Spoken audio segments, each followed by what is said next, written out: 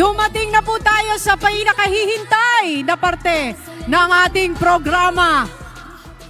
Ang dahilan ng ating pagkakaisa. Pero bago ang lahat ng yan, maaari po ba muli? I-practice po natin ang tamang protocol ng IATF. Inaanyayahan po ang lahat na muli umupo sa kanilang mga assign na upuan. Maraming salamat po. Patuloy din po nating i-observe ang social distancing. Maraming salamat. Philippine Arena, handa na ba kayo? Ang pinakahihintay nating lahat. Ang pangarap at hangad niya ay pagkakaisa. Kaya naman kasama niya ang sambayanang Pilipino na naniniwala sa kanya. Ang pinag-uusapan, ang nangunguna, ang pilit na ibinabagsak, ngunit lalong namamayagpag. Ang pinakamainit na kandidato sa pagkapangulo ng Pilipinas. Salubungin natin ang ating nag-iisang pambato, ang Tigre ng Norte, ang susunod na Pangulo ng Republika ng Pilipinas, Ferdinand Bongbong Marcos Jr.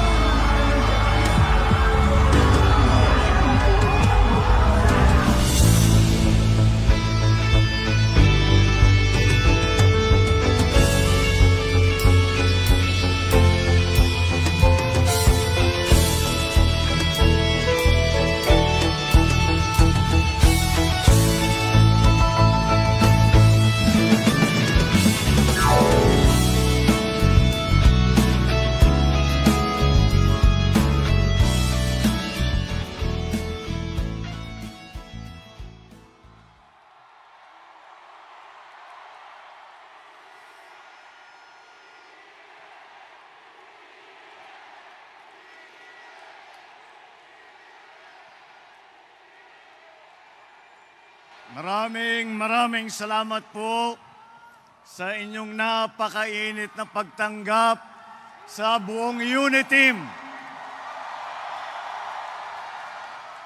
Ngunit bago po ang lahat, nais kong sabihin na ako po ay ang pinakamapalad na presidential candidate dito sa halalang ito.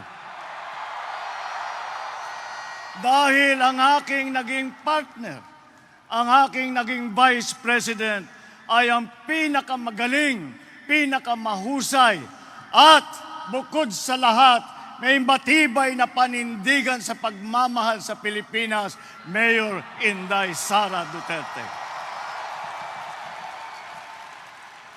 Binabati ko po kayong lahat. Alam ko po na marami sa inyo ay malayo pa ang pinanggalingan. Ngunit kayo po ay naghanap ng paraan upang makapanayam na at makasama ka namin kayo dito ngayong gabi sa aming proclamation rally. Noong una po ako nagpahayag ng aking balak na ako ay tatakbo bilang Pangulo ng Republika ng Pilipinas, ay sinabi ko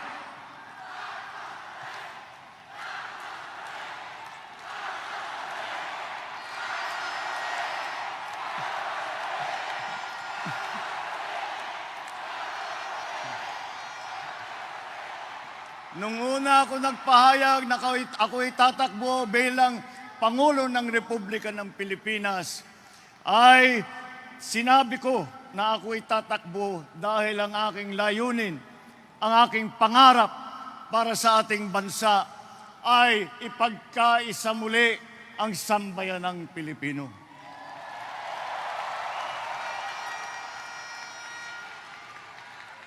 Ang pagkakaisa ay naging adhikain ko dahil sa aking tapat na paniniwala na ang pagkakaisa ay ang unang hakbang upang tayo ay makaraos na dito sa gitna ng krisis na nasaan tayo, sa gitna ng krisis ng pandemya, sa gitna ng krisis ng ekonomiya na dala rin ng pandemya. Kung pag-aaralan po natin ang kasaysayan ng Pilipinas, lahat po ng nangyari sa atin, lahat ng kahirapan na dumating, lahat ng sakuna na inabutan ng ating mahal na bansang Pilipinas, tayo po ay nakaraos lamang dahil tayo'y nagkaisa. Hinarap natin lahat ng kahirapan. Hinarap natin lahat ng sakuna, hinarap natin lahat ng krisis na isang buong loob, isang Pilipinas na nagkakaisa, na nagmamahalan, na nagtutulungan.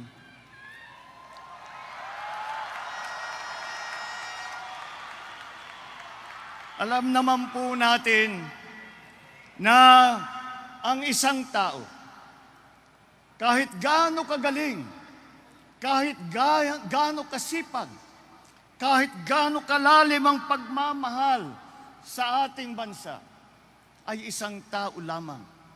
Hindi kaya ng isang tao na iangat ang Pilipinas.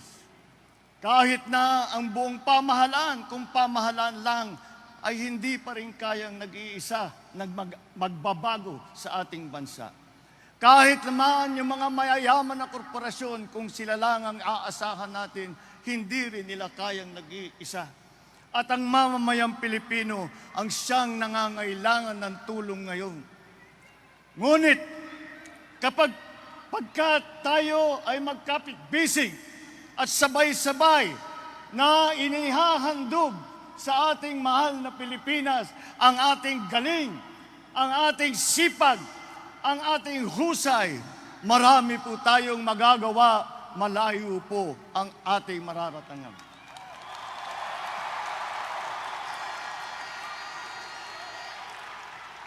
Kaya naman po,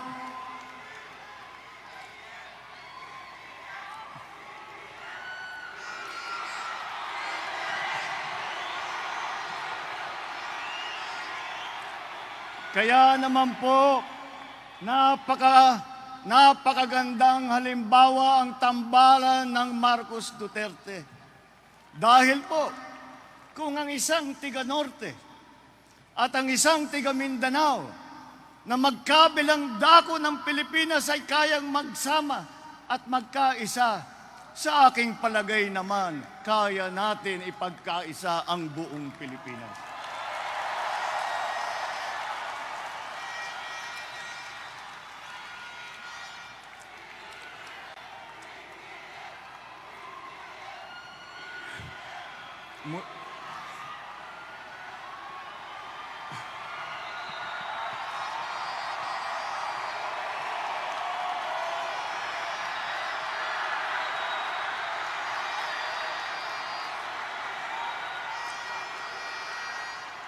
Mula nung una naming ipahayag ang aming balat,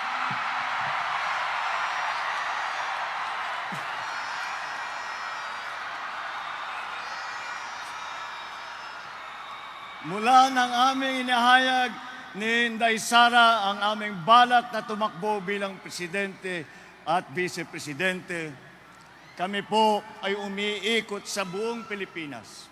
At aming isinisigaw at aming ibinabalita sa ating mga kababayan ang mensahe ng pagkakaisa.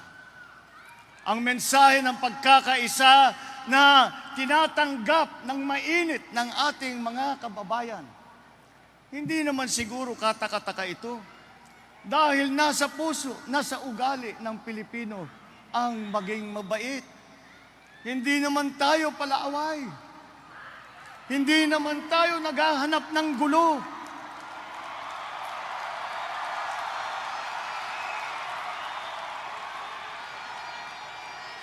Ang hanap lang natin ay magkaroon ng disenteng buhay para sa ating sarili, para sa ating pamilya, para sa ating bansa. At sa pag-iikot natin ay nakita natin na mainit ang pagtanggap ng taong bayan sa mensahe ng pagkakaisa. Hindi naman po magugulat ang mga nakikita at naririnig natin dahil po kailangan na natin ibalik ang ating ugaling na pagmamahal, ang ating ugali na makabayanihan. Hindi lamang sa larangan ng politika, kung hindi dapat na rin natin isabuhay ang ating pagmamahal at pagkakaisa sa ating lipunan. Yan po ang pangangailangan ngayon. Yan po ang hamon sa ating bawat isa para sa nangyari, para sa ditong panahon ng krisis.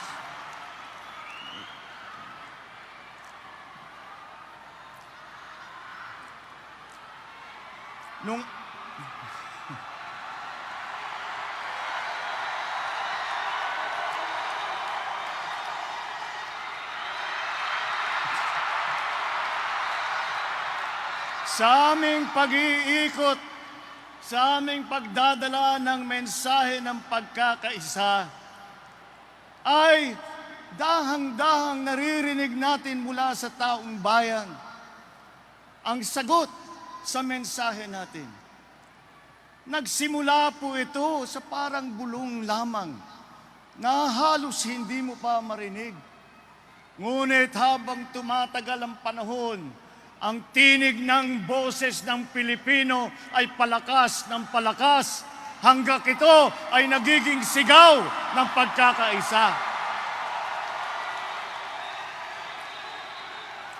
At ang sigaw ng ating kababayan, kasama kami sa pagkakaisa. Kasama kami sa kaunlaran. Kasama kami sa pagpaganda ng buhay ng bawat Pilipino. Kasama kami sa pagpaganda ng Pilipinas.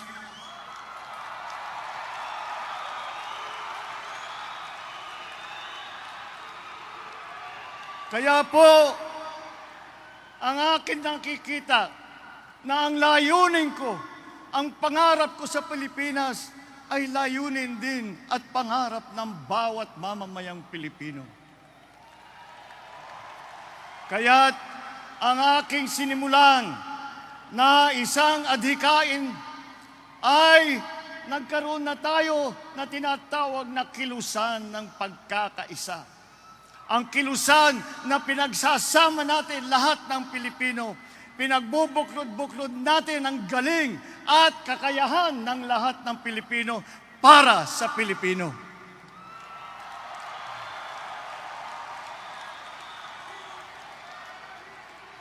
Ipagpatuloy po natin itong natin na simulan na kilusan ng pagkakaisa.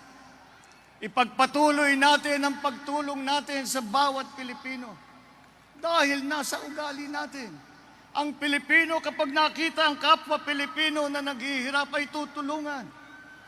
Ang Pilipino kapag nakikita na nangangailangan ng tulong ang kapwa Pilipino ay maghahandog ng kanyang kamay upang makadulot man lang ng kaunting ginhawa.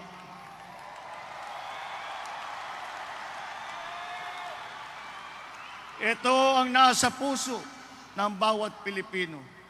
Kaya't ipagpatuloy natin itong kilusan ng pagkakaisa. Dumadami na tayo, sama-sama na po tayong nagkikita, nagkakasundo. At kahit na hindi tayo magkasundo sa lahat ng bagay, siguro naman mapapagsunduan natin na tayo mahal natin ang Pilipino, mahal natin ang Pilipinas. Ipagpatuloy natin ang ating nasimulan ngayon. Nang sa ganun, ang Pilipinas ay pararatingin natin hindi sa ating pinanggalingan, kung hindi ay papasikatin pa natin ang ating mahal na Pilipinas. Para tayo ay haharap sa buong mundo at sasabihin muli natin at isisigaw natin sa kanilang lahat, ako ay Pilipino, taas noo kahit kanino.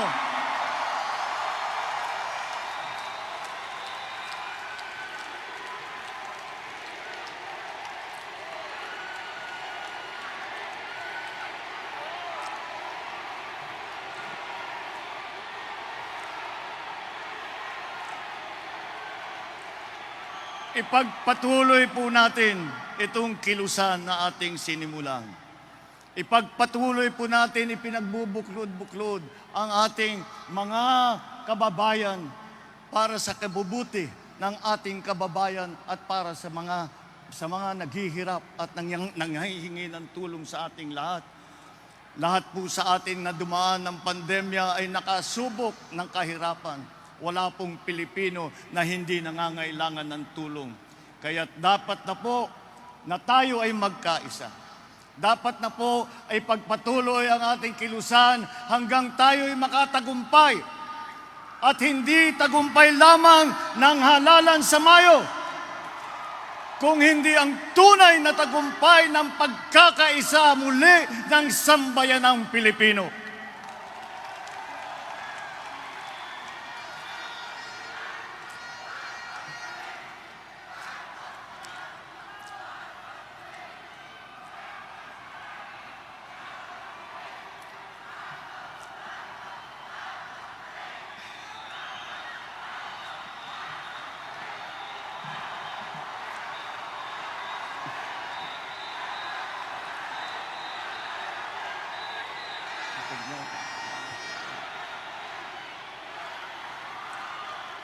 At kapag nakamtan natin itong tagumpay ng pagkakaisa,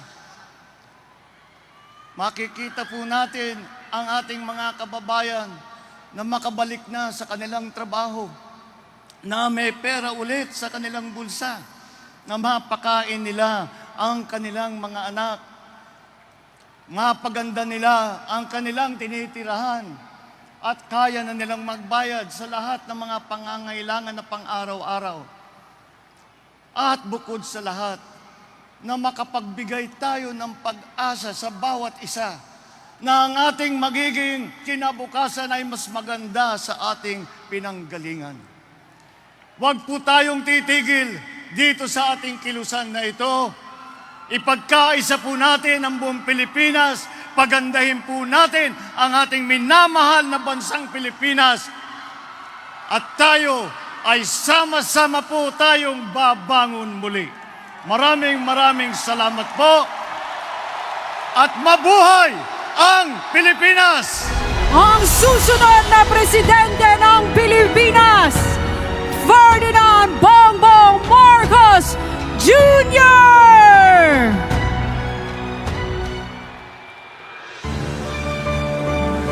Ako